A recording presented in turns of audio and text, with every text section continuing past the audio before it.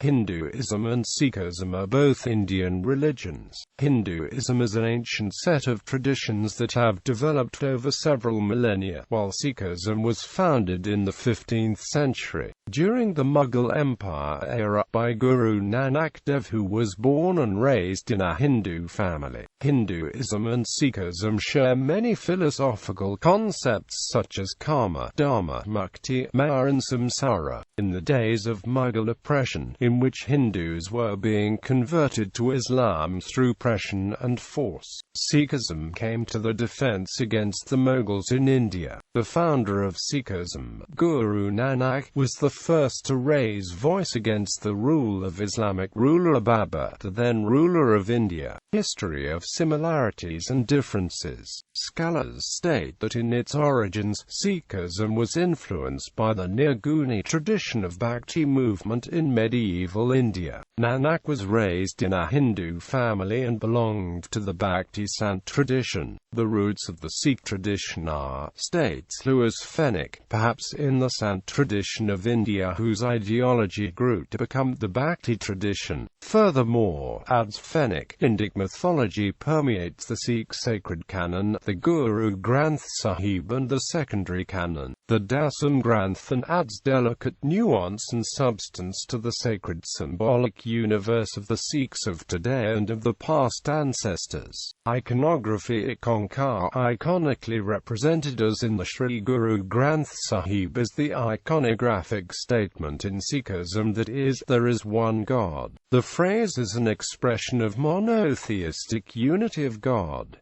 The Onkar in of Sikhism is related to Om of Hinduism. Some Sikhs disagree that Ikonkar is same as Om. Onkar is, states Wazir Singh, a variation of Om of the ancient Indian scriptures, implying the seed force that evolves as the universe. In Ek Onkar, explains Gulati, Ek means one, and Onkar is equivalent of the Hindus' Om. Guru Tegh Bahadur. During the Mughal Empire period, the Sikh and Hindu traditions believe that Sikhs helped protect Hindus from Islamic persecution, and this caused martyrdom of the Guru. The Sikh historians, for example, record that the Sikh movement was rapidly growing in northwest India, and Guru Tegh Bahadur was openly encouraging Sikhs to be fearless in the pursuit of just society. He who holds none in fear, nor is afraid of anyone, is acknowledged as a man of true wisdom, a statement recorded in Adipanth 1427.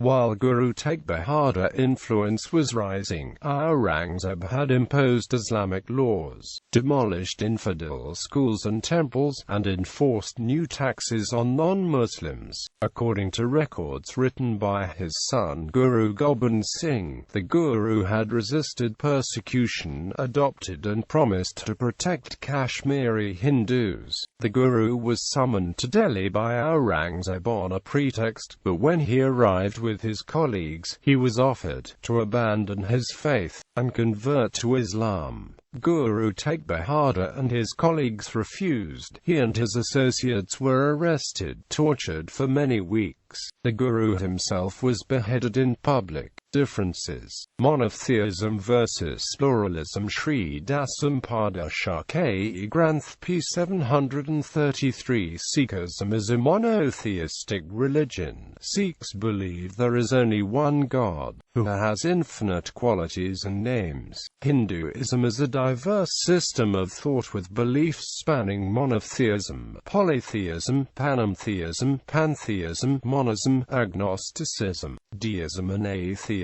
Rituals. Sikhs do not believe in rituals, and believe that only meditation on the name of Waheguru is appropriate. Different schools of Hinduism have different theories about rituals and on salvation.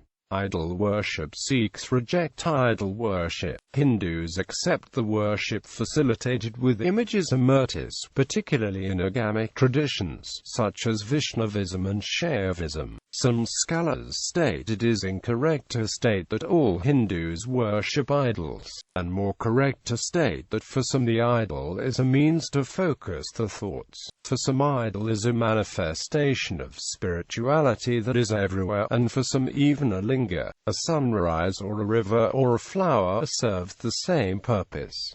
Hindus have mandirs, but Sikhs have gurdwaras. Soteriology. The Sikh concept of salvation is similar to some schools of Hinduism, and it is called Mukti, referring to spiritual liberation. It is described in Sikhism as the state that breaks the cycle of rebirths. Mukti is obtained according to Sikhism, states Singer, through God's grace. In the teachings of the Sikh scripture Guru Granth Sahib, the devotion to God is viewed as more important than the desire for mukti. Sikhism recommends Nam Simran as the way to mukti, which is meditating and repeating the Nam. The 6 major orthodox schools of Hindu philosophy offer diverse soteriological views on moksha, including whether moksha can be achieved in this life or after this life. The Nyaya, Vaisesika and Mimamsa schools of Hinduism consider moksha as possible only after death.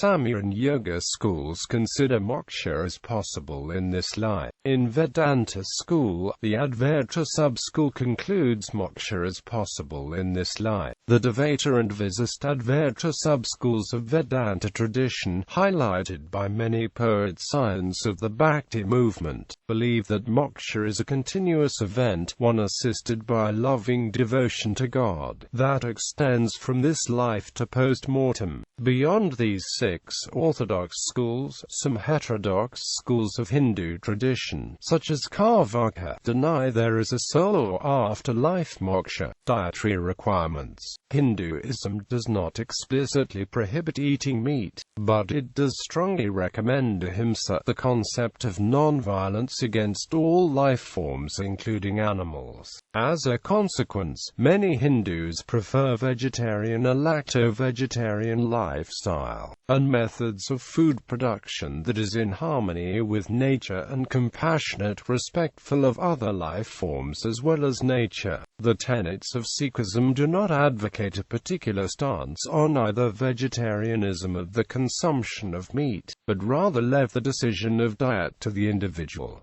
Sikh sects and groups that have a Vaishnavite influence tend to be vegetarians. Other Sikhs eat meat that has been prepared by the Jhatka method, and consider only that meat is expressly forbidden that is ritually slaughtered like kosher or halal. Sikh Singer explains the Jhatka meat requirement to have origins in the Hindu tradition as follows: according to the ancient Aryan Hindu tradition, only such meat as is obtained from an animal which is killed with one stroke of the weapon causing instantaneous death is fit for human consumption. However, with the coming of Islam into India and the Muslim political hegemony, it became a state policy not to permit slaughter of animals for food in any other manner, except as laid down in the Quran. The kosher meat prepared by slowly severing the main blood artery of the throat of the animal while reciting the verses from the Quran. It is done to make slaughter a sacrifice to God and to expiate the sins of the slaughter. Guru Gobind Singh took a rather serious view of this aspect of the whole matter. He, therefore, while permitting flesh to be taken as food, repudiated the whole theory of this expiatory sacrifice and the right of ruling Muslims to impose it on the non-Muslims.